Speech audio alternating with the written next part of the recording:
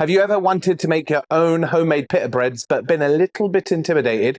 Well, stick around. This is the video for you. They are very easy indeed. I'm going to show you a great recipe, super fluffy, really nice, and way better than anything you can buy from the store.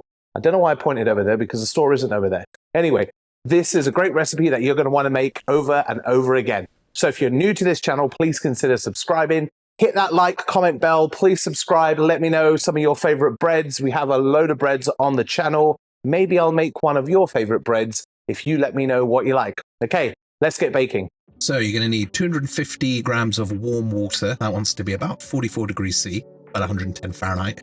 Add in 8 grams of active dry yeast and about a teaspoon of sugar. Mix that around and we're just going to see if our yeast is alive. So we're just going to cover this, set this aside for about 10 minutes or so, and we will know if our yeast is alive. Then we're going to need 380 grams of all-purpose flour, 11 grams of salt. Mix that around and we're going to set that aside. Okay, now let's check on our yeast mixture. Yep, we've got some bubbles. That means that she's alive. Then we're going to pour this into the bowl of a stand mixer with a dough hook attachment.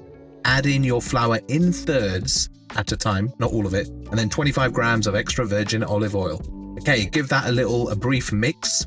If it's not stirring it properly, just get a whisk and just incorporate it together. Then going to add a little bit more of that flour, another third. Start mixing that, and at this stage, after about a minute, it should look like this. Kind of a big shaggy mess. Sticky as well to the touch, a little bit like that. Add the rest of the flour back in. Turn up the speed to about a medium. Try not to get your flour everywhere just like that.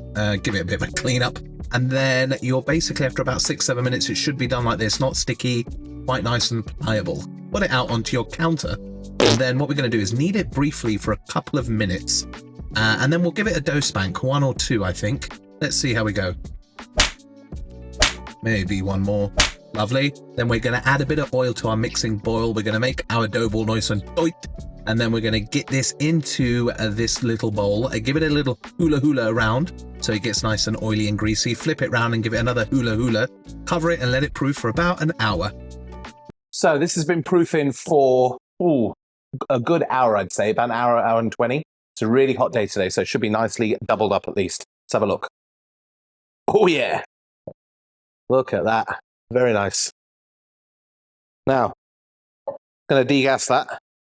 Oh, you can just see as you're going in, just deflate everything there. So it's nicely deflated, and then we're going to get rolling that out.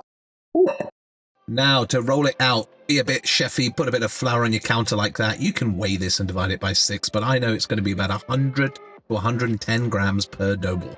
So I'm just going to weigh each one. As long as it's in that range, I am happy.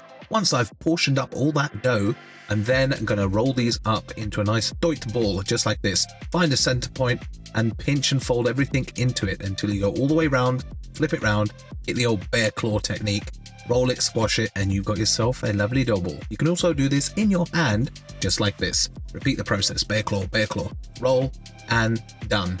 Okay, now put these onto a tray once you've added a few lines of flour, that is, onto your container like this. Watching a bit too many Narcos, I think.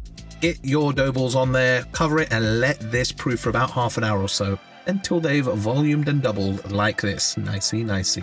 Okay, we're going to take one out, flour our surface again, get another clean tray, set that aside, take one of your dough balls, and you're just going to push this out with your hand. You don't want to knock out too much of the air. It's kind of like when we're making a pizza, but we don't need the cornicione on this one. So flatten it all out and then roll it out starting from the middle. Basically, you go towards the top, towards the bottom, make a little turn and keep going, and that will get you a nice round pita.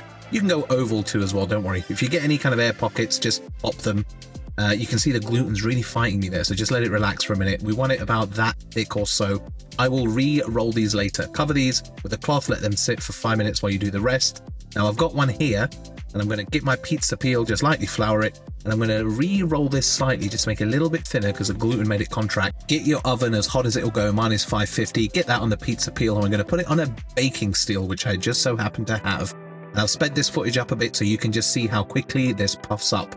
It takes about 1 to 2 minutes max for this process to happen. Once it's puffed up beautifully like that, you're going to go in, you're going to take it, you're going to flip your pita and give it about another 30 seconds to a minute on the other side. In total, you have cooked this for about no more than 3 minutes or so. Look at that thing puff up. Absolutely beautiful. Take a quick picture for the gram and you have now made pita. You can use a baking sheet as well, but the pizza still works amazingly. Look at that. That thing is gorgeous. I'll try rip it open. That is plenty hot. What a donut. Be careful. Look at the steam coming out of that. And the structure inside is absolutely phenomenal. I mean, come on, look at these. Absolutely gorgeous. Oh, they smell amazing. Oh, wow. Really nice, light, fluffy. You can make them in the skillet as well, but I like the oven method. Ooh, damn, these are good. To make it in the skillet, you just get your skillet hot, no oil, put one in, flip it every 20 to 30 seconds or so. You're going to start to see some bubbling and you're going to see the steam rising. Give it a few flips, like I said, every 20-30 seconds. And here's a little technique. Once you start seeing one side of it puff up, but not the other, get the back of whatever spoon flipper you're using and give it a little tap-a-roo. And what you're doing is you're knocking the steam to the other side of the pita to get an even rise. And you can use your spatula to press down some sides that aren't done. And that is how you cook it in the skillet. Very nice. So there we have it. Pita. Not that hard to make. I mean, just look at these. Beautifully pillowy soft. Look at that. Like a pair of bunny's ears. You are definitely not getting these in your local store. I'll rip one of these open for you. They're still so warm. So you can see, we opened one earlier, but you can just see, look, the steam is still coming out of that. And just look at that. Look at that. See the structure in there? So you got that nice, lovely fluff, like fluffy, steamy dough. So you can stuff these with anything you want. It's a pita. I'm sure you've done it before. But I'll use these for something else coming up in a couple of later videos. Minimal ingredients, maximum result. Right, give these one a little taste. Yeah, man. I mean, come on. Salt, perfect, everything. Light, fluffy, delicious, very inexpensive, and you get an insane result for making your own homemade pita. Right, if you're new to the channel, and I know a lot of you are, please consider subscribing. It goes a long way to do a lot for this channel. So just like, doesn't cost you anything.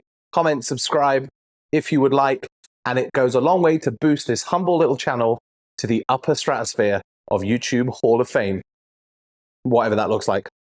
Right, time to enjoy these. I'll see you on the next one. So good.